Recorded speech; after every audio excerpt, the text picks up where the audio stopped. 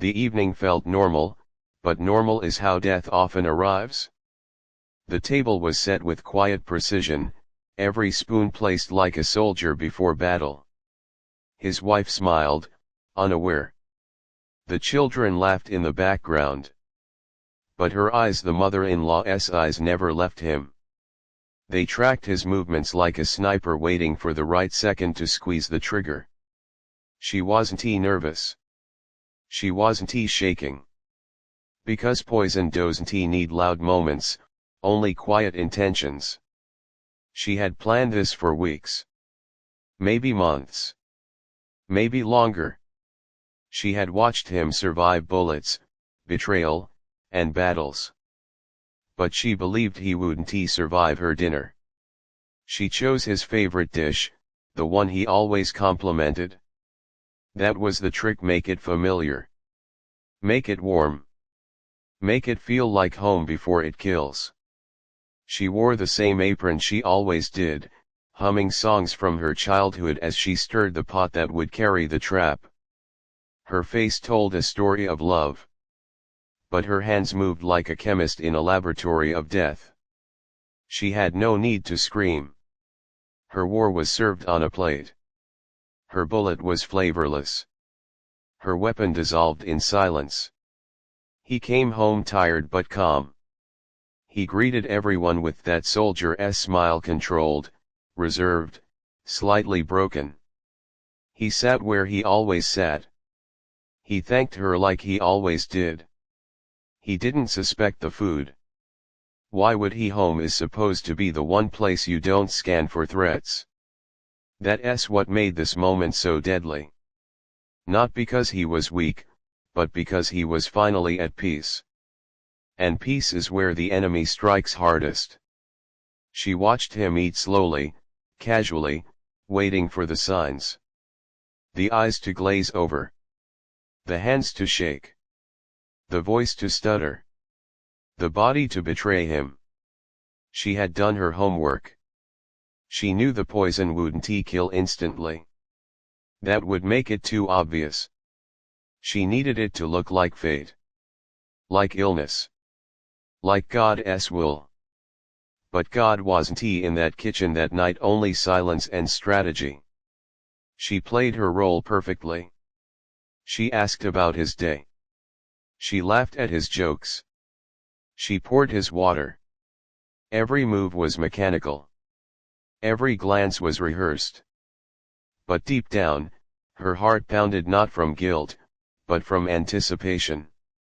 This was the moment she believed she was saving her world. Killing one man to protect the fragile order she had grown loyal to. She wasn't just serving dinner. She was serving judgment. He started feeling dizzy around the second plate. His body slumped just slightly. His breath shortened, but he didn't panic. He noticed it, but he didn't show it. Because even when dying, Traoré calculated. He looked at his plate. At her hands. At the room. And in that instant, everything made sense. The smiles. The stares. The food. It wasn't an accident. It was a message. And he had just received it. He stood up slowly, excused himself gently, pretending to be tired. Pretending it was just a long day. But his heart was pounding now, not from fear, but from betrayal.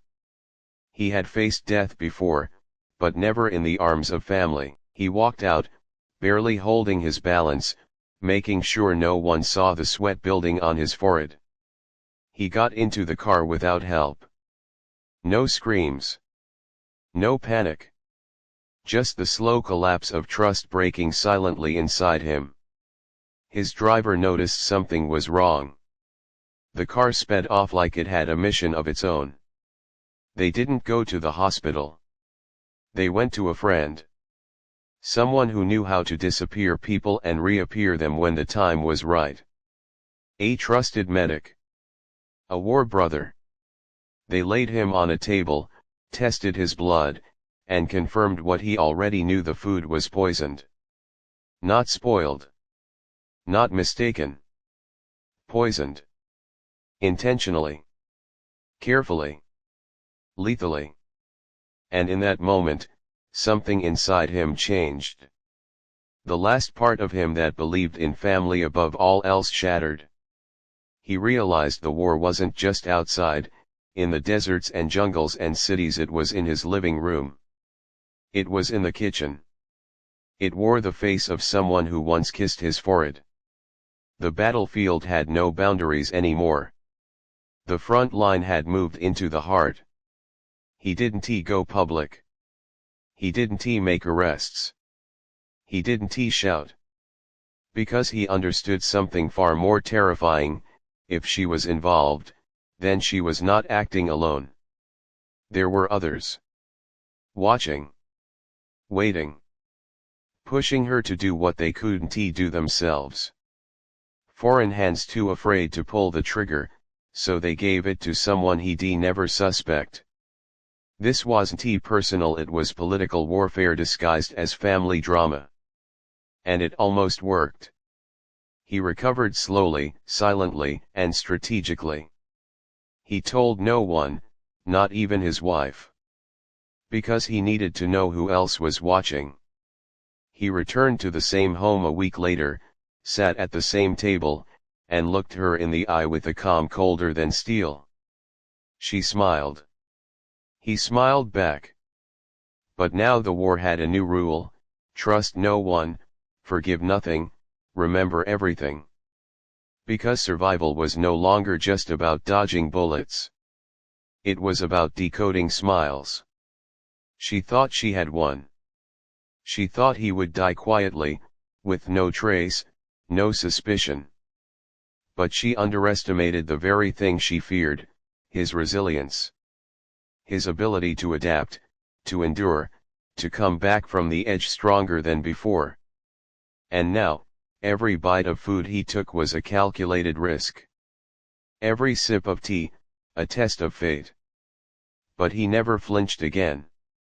Because once you survive betrayal like that, nothing scares you anymore. She had tried to bury him with comfort. But all she did was awaken a force no bullet could stop. The man she tried to kill died that night, but in his place rose something more dangerous. A man who trusted no illusions. A man who knew the face of betrayal. A man who no longer believed in safety, only in strategy. And from that day forward, everything changed, not just for him, but for the enemies who thought he could be touched. Because the only thing more terrifying than a revolutionary, is a revolutionary who has nothing left to lose.